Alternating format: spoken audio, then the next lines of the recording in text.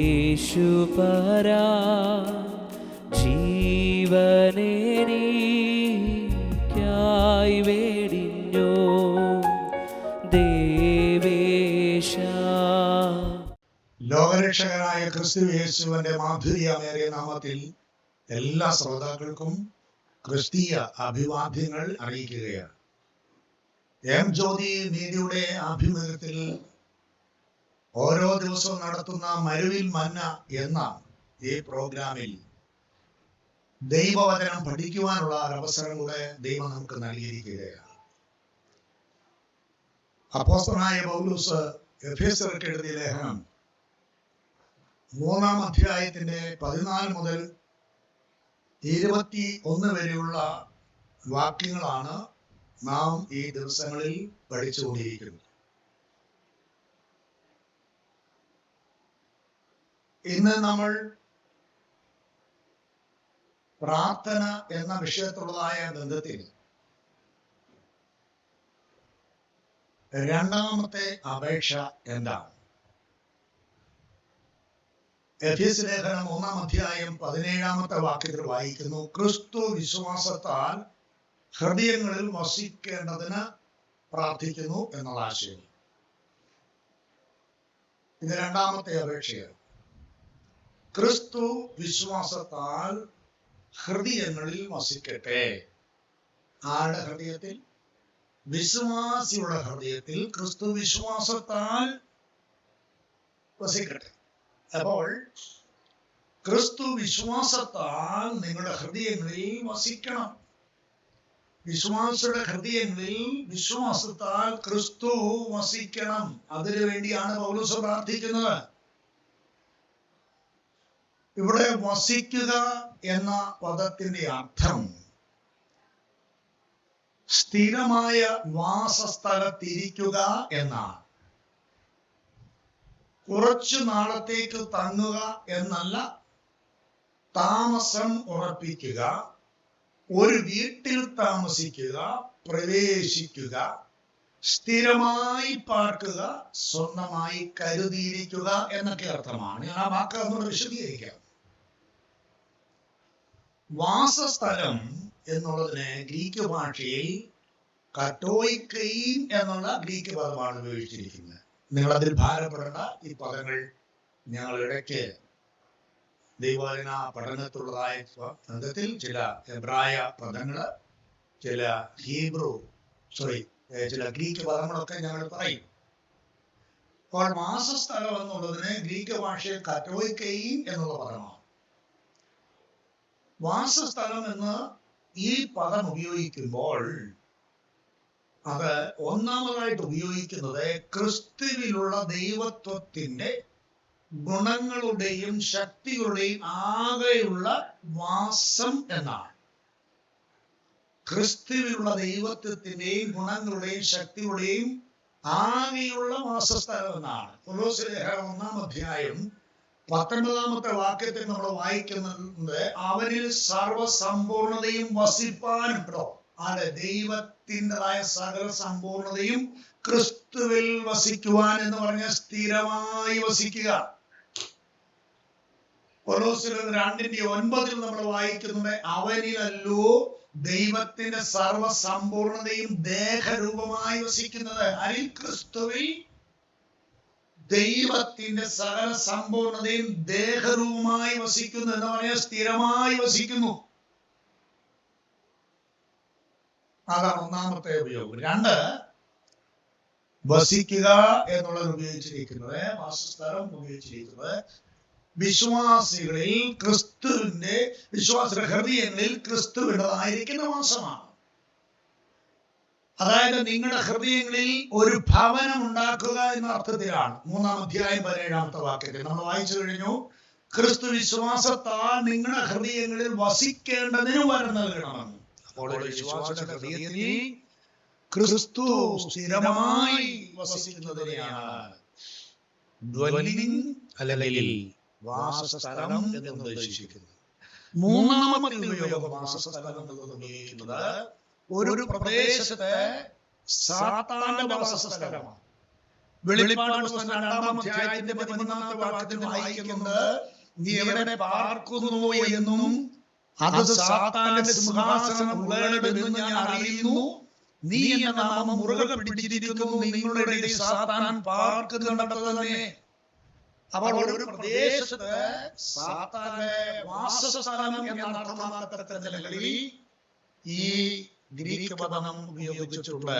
4-മതായി വാസസ്ഥലം, സ്ഥിരമായിട്ടുള്ള വാസസ്ഥലം എന്നർത്ഥമാക്കുന്നത് പുതിയ ആകാശങ്ങളിലും ഭൂമിയിലും നീതിയിലൂടെ വസിക്കുക. 2 പത്രോസ് 3:13 വായിക്കുന്നുണ്ട്, നീതി വസിക്കുന്ന പുതിയ ആകാശത്തിനും പുതിയ ഭൂമിക്കും ആയിട്ട് കാത്തിരിക്കുന്നു. ഇവിടെയൊക്കെ വാസസ്ഥലം എന്നത് ഉദ്ദേശിക്കുന്നത് സ്ഥിരമായ വാസസ്ഥലമാണ്. നമുക്കറിയാം, ഒരാൾ യേശു ക്രിസ്തുവിനെ ആദ്യമായി വിശ്വസിക്കുമ്പോൾ ക്രിസ്തു അവന്റെ ജീവിതത്തിൽ പ്രവേശിക്കുന്നു. അതുകൊണ്ട് വിശ്വാസി പിന്നീട് തങ്ങളുടെ ഹൃദയത്തിലും ജീവിതത്തിലും പ്രവേശിക്കണമെന്ന് പ്രാർത്ഥിക്കുന്നില്ല. കാരണം യേശു ക്രിസ്തു ഓൾറെഡി ഹൃദയത്തിൽ പ്രവേശിച്ചിരിക്കുകയാണ് രക്ഷിക്കപ്പെടുമ്പോൾ. പിന്നെ ക്രിസ്തു അവരുടെ ജീവിതത്തിലും ഹൃദയത്തിലും പ്രവേശിച്ചു കഴിഞ്ഞിരിക്കുകയാണ്. പിന്നെ എന്തിനാണ് പൗലോസ് ഇവിടെ പ്രാർത്ഥിക്കുന്ന ഈ അപേക്ഷയുടെ അർത്ഥം എന്താണ്? ക്രിസ്തു വിശ്വാസത്താൽ ഹൃദയത്തിൽ എന്നേക്കും വസിക്കണം. അതായത് വിശ്വാസി തന്റെ ഹൃദയത്തിൽ ക്രിസ്തുവിന്റെ സാന്നിധ്യത്തെ കുറിച്ച് ബോധവാനായിരിക്കണം. അതായത് ക്രിസ്തു തന്റെ ഹൃദയത്തിൽ വസിക്കുന്ന സത്യത്തെ സംബന്ധിച്ച് അറിവിലും ഉണർവിലും എപ്പോഴും ജാഗ്രതയുള്ളവരായിരിക്കണം.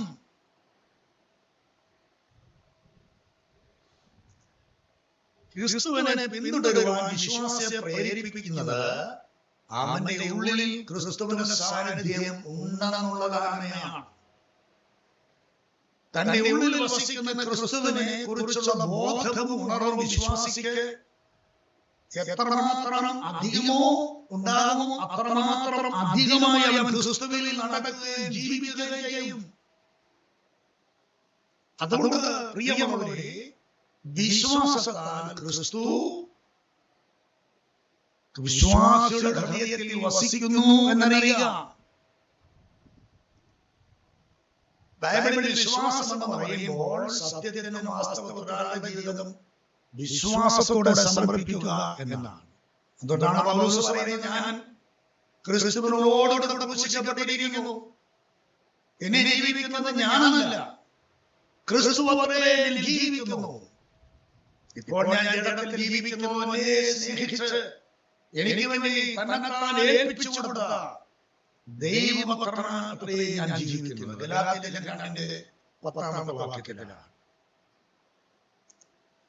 പ്രിയമുള്ളവരെ, സ്നേഹത്തിൽ നമ്മെ ഉറച്ച് വേരിൽ നിൽക്കുന്ന നങ്കൂരം വിശ്വാസമാണ്.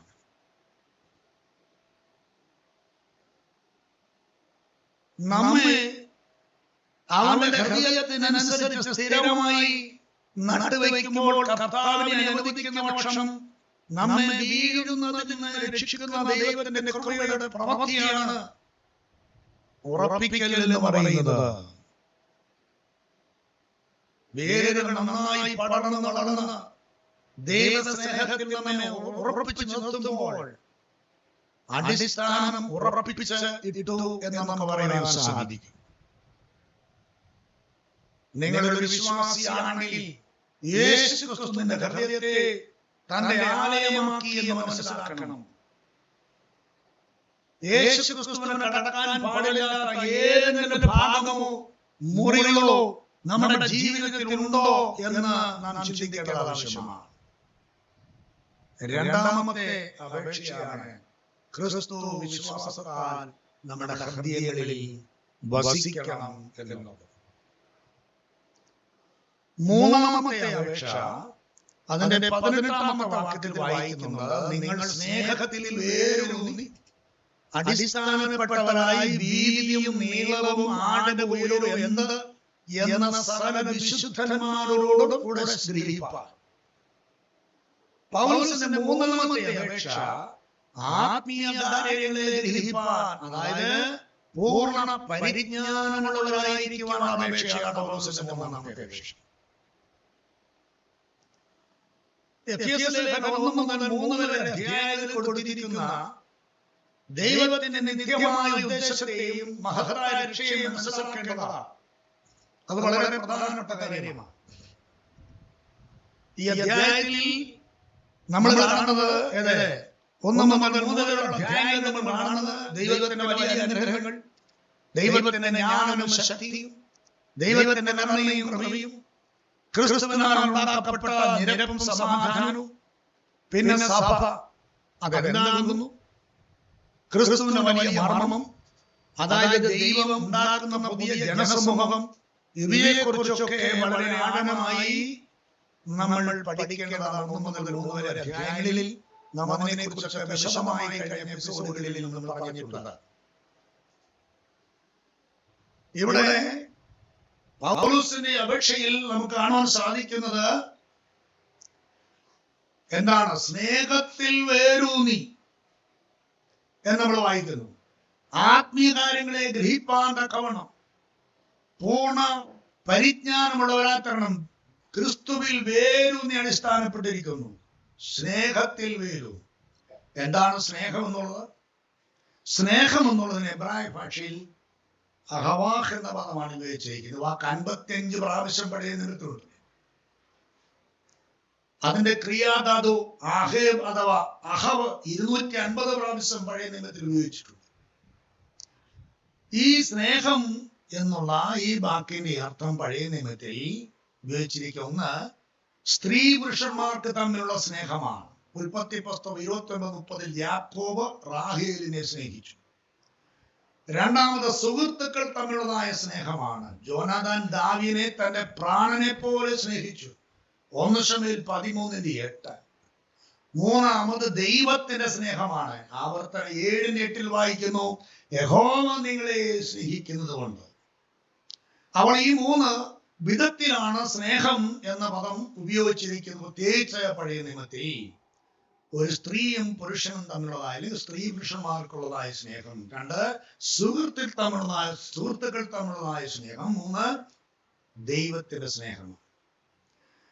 എന്നാൽ പുതിയ നിയമത്തിലേക്ക് വരുമ്പോൾ, അഥവാ ഗ്രീക്ക് ഭാഷയിലേക്ക് വരുമ്പോൾ, സ്നേഹം എന്നുള്ളതിന് 4 വാക്കുകൾ ഉപയോഗിച്ചിട്ടുണ്ട്. ഒരുപക്ഷെ നിങ്ങൾ ഇതിനു മുൻപ് ഈ പദങ്ങളൊക്കെ നിങ്ങൾ കേട്ടിരിക്കാം.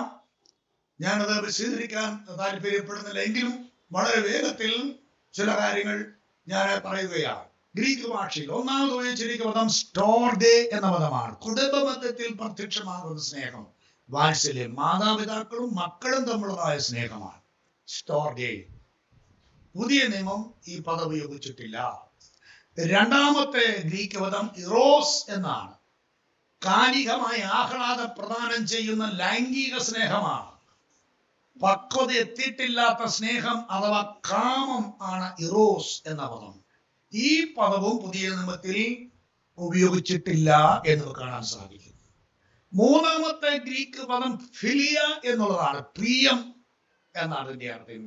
ഫിലയോ എന്ന ധാതുവിന്റെ അർത്ഥം ചുംബിക്കുക, ചുംബനം എന്ന അർത്ഥത്തിൽ ഫിലിയ ഉപയോഗിക്കുന്നു. അതായത് വിവാഹത്തിലും സൗഹൃദത്തിലും പ്രത്യക്ഷപ്പെടുന്ന സ്നേഹമാണ് ഫിലിയ എന്ന് പറയുന്നതായ സ്നേഹം. നാലാമതായി ഗ്രീക്ക് ഭാഷയിൽ ഉപയോഗിച്ചിരിക്കുന്ന സ്നേഹം എന്ന വാക്ക് അഗാപ്പേ എന്നുള്ളതാണ്. തുലീനവും ദൈവികമായ സ്നേഹമാണ്. അതായത് ദൈവത്തിന്റെയും ക്രിസ്തുവിന്റെയും സ്നേഹമാണ്. സെപ്റ്റുവജിന്റെ പരിഭാഷയിൽ അഗപ്പേ 14 പ്രാവശ്യവും പുതിയ നിയമത്തിൽ അഗപ്പേ 116 പ്രാവശ്യവും അതിന്റെ ക്രിയ 142 പ്രാവശ്യം ഉപയോഗിച്ചതായി നമുക്ക് കാണാൻ സാധിക്കുന്നു. ഇതിന്റെയൊക്കെ സാരാംശം നമ്മൾ പഠിക്കുമ്പോൾ ദൈവത്തിൻ്റെതായ ലക്ഷണം എന്ന് പറയുന്നത് ക്രിസ്തുവിന്റെ സ്വരൂപവും സ്നേഹമാണ്. അതുകൊണ്ടാണ് പൗലോസ് പറയുന്നത്, നമ്മൾ സ്നേഹത്തിൽ വേരൂന്നി, ഏതാ? ദൈവ സ്നേഹത്തിൽ വേരൂന്നി അടിസ്ഥാനപ്പെട്ടവരായി വീതിയും നീളവും ഉയരവും ആഴവും എന്തെന്ന് സകല വിശുദ്ധന്മാരോടുകൂടെ നമുക്ക് മനസ്സിലാക്കുവാൻ കഴിയണം. എന്താണ് ഇതിൽ മനസ്സിലാക്കുന്നത്? തങ്ങളുടെ അറിവും വിശുദ്ധന്മാരുടെ അറിവും ബന്ധിപ്പിക്കേണ്ടതാണ്. എല്ലാ വിശ്വാസികളും പ്രാർത്ഥിക്കുകയും ദൈവത്തെയും ഈ നിലകളിൽ അന്വേഷിക്കുകയും വേണം. എല്ലാ വിശ്വാസികളും ദൈവം താങ്കൾക്കും സഭയ്ക്കും ചെയ്തിട്ടുള്ള സ്നേഹത്തിന്റെ വീതിയും നീളവും ആഴവും ഉയരവും മനസ്സിലാക്കണം. വിശ്വാസികൾ ഇത് കൂടുതലായി ഗ്രഹിക്കും തോറും അവർ തങ്ങളുടെ ജീവിതങ്ങളെ ക്രിസ്തുവിനായി സമർപ്പിക്കുകയും ക്രിസ്തുവിനെ സേവിക്കുകയും ചെയ്യും എന്ന് നാം ഓർത്തിരിക്കണം. പ്രിയമുള്ളവരെ, ആത്മീയ കാര്യങ്ങളെ അറിയുവാനുള്ള സംരംഭം ക്രൂശിൽ നിന്നാണ് ആരംഭിക്കുന്നത്. ദൈവ സ്നേഹത്തിന്റെ വീതി, നീളം, ഉയരം, ആഴം ഇതെല്ലാം ദൈവമക്കൾ മനസ്സിലാകുന്നത് എങ്ങനെയാണെന്നറിയാമോ? സഭയിൽ ഉള്ള ദൈവ മക്കളുടെ അന്യോന്യമുള്ള സ്നേഹത്തിൻ്റെതായ ബന്ധത്തിലാണ്. ആ സ്നേഹത്തെ നമുക്കറിയുവാൻ കഴിയണം. പ്രിയമുള്ളവരെ, ക്രിസ്തുവിന്റെ സ്നേഹത്തിന്റെ വെളിയിൽ ഒരു മനുഷ്യനുമില്ല. ക്രിസ്തുവിന്റെ സ്നേഹം എത്തിച്ചേരാത്ത ഒരു സ്ഥലവും ഈ ഭൂമിയിലില്ല എന്നോർക്കും. ഒരിക്കലൊരു ദൈവദാസൻ എഴുതിയ ഒരു മനോഹരമായ ഗാനം, ദൈവത്തിൻ്റെതായ സ്നേഹത്തെ കുറിച്ച് എഴുതിയ ഒരു മനോഹര ഗാനമുണ്ട്.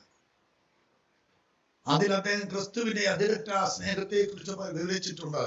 അതിപ്രകാരമാണ് അദ്ദേഹം പറയുന്നത്: നാം സമുദ്രം മുഴുവൻ മഷി നിറച്ചാൽ, ആകാശം മുഴുവൻ എഴുത്ത് കടലാസ് ആക്കിയാലും, ഭൂമിയിലുള്ള ഓരോ ചെടിത്തണ്ടും പേനയാക്കിയാലും, ഓരോ മനുഷ്യനെയും ലേഖകനാക്കിയാലും, സമുദ്രത്തിലുള്ള മഷി എല്ലാം മതിയാകാതെ വരും. സ്നേഹത്തെ കുറിച്ച് എഴുതുവാൻ മതിയാകുകയില്ല. ദൈവസ്നേഹം എത്ര ഭാവനവും സമ്പന്നവുമാണ്, എത്ര അളവറ്റതും ശക്തവുമാണ്. എന്നേക്കും നിലനിൽക്കും. വിശുദ്ധന്മാരും മാലാഖമാരും ആ സ്നേഹത്തെ കുറിച്ച് പാടി സ്തുതിക്കുന്നു എന്നാണ് അദ്ദേഹം പ്രസ്താവിച്ചിട്ടുള്ളത്. റോമാലേഖനം പഠിക്കുമ്പോൾ 5-ാം അധ്യായത്തിന്റെ 8 മുതൽ 10 വരെയുള്ള വാക്യങ്ങളിൽ വായിക്കുമ്പോൾ, ക്രിസ്തുവോ നാം പാപികൾ ആയിരിക്കുമ്പോൾ തന്നെ നമുക്ക് വേണ്ടി മരിക്കുകയാൽ ദൈവം തനിക്ക് നമ്മോടുള്ള സ്നേഹത്തെ പ്രദർശിപ്പിക്കുന്നു. അവന്റെ രക്തത്താൽ നീതിരിക്കപ്പെട്ട ശേഷമോ നാം അവനാൽ എത്രയധികമായി കോപത്തിൽ നിന്ന് രക്ഷിക്കപ്പെടും. ശത്രുക്കളായിരിക്കുമ്പോൾ തന്നെ നമുക്ക് അവന്റെ പുത്രന്റെ മരണത്താൽ ദൈവത്തോട് നിരപ്പ് വന്നുവെങ്കിൽ, നിരന്ന ശേഷം നാം അവന്റെ ജീവൻ എത്രയധികമായി അവനാൽ രക്ഷിക്കപ്പെടും. പ്രിയമുള്ളവരെ, പൗലോസിൻ്റെതായിരിക്കുന്ന അപേക്ഷ ക്രിസ്തുവിന്റെ സ്നേഹത്തെ അറിയുവാൻ ഉള്ള അപേക്ഷയാണ്. പൗലോസിൻ്റെതായിരിക്കുന്ന അപേക്ഷ സ്നേഹത്തിൽ വേരൂന്നി ആത്മീയ കാര്യങ്ങളെ അല്ലെങ്കിൽ പരിജ്ഞാനം പ്രാപിക്കുവാനുള്ള അപേക്ഷയാണ്. ഈ വാക്യങ്ങളിൽ നമ്മൾ കാണുന്നത്, ആകയാൽ നിങ്ങൾ സ്നേഹത്തിൽ വേരൂന്നി അടിസ്ഥാനപ്പെട്ടവരായി വീതിയും നീളവും ആഴുയരുന്നെന്ന് സകല വിശുദ്ധന്മാരോടുകൂടെ അറിയുവാൻ. ദൈവസ്നേഹത്തിൻ്റെതായ ആ വീതി, നീളം, ആഴം, ഇവരൊക്കെ എന്തെന്ന് നമുക്ക് അന്യോന്യം അറിയുവാൻ കഴിയുന്നത് സഭയുള്ളതായ ദൈവദാസന്മാരുള്ളതായ ബന്ധത്തിലാണ്, കൂട്ടുവിശ്വാസമുള്ളതായ ബന്ധത്തിലാണ്. സ്നേഹത്തിൻ്റെതായ ആഴം, നീളം, ഉയരം, വീതിയൊക്കെ നമുക്ക് മനസ്സിലാക്കുവാൻ സാധിക്കും. പൗലോസിന്റെ 3-ാമത്തെ അപേക്ഷ ആത്മീയ കാര്യങ്ങളെ ഗ്രഹിപ്പാൻ അല്ലെങ്കിൽ പരിജ്ഞാനം ഉള്ളവരായിരിക്കുവാൻ പൗലോസിന്റെ അപേക്ഷയാണ്. 4-ാമത്തെ അപേക്ഷ ക്രിസ്തുവിന്റെ സ്നേഹത്തെ അറിയുവാൻ ഉള്ള അപേക്ഷയാണ്. നമ്മുടെ ജീവിതത്തിലും ദൈവത്തിൽ നമുക്ക് പ്രാർത്ഥിക്കാം, ക്രിസ്തുവിന്റെ സ്നേഹത്തെ ആഴമായി അനുഭവിച്ചറിയുവാൻ ദൈവത്തിന്റെ പരിശുദ്ധാത്മാവ് ഇവരെയും സഹായിക്കുമാറാകട്ടെ എന്ന് പ്രാർത്ഥിച്ചുകൊണ്ട് ഈ എപ്പിസോഡ് ഇവിടെ അവസാനിപ്പിക്കുന്നു. കർത്താവ് ഇവരെ അനുഗ്രഹിക്കുമാറാകട്ടെ.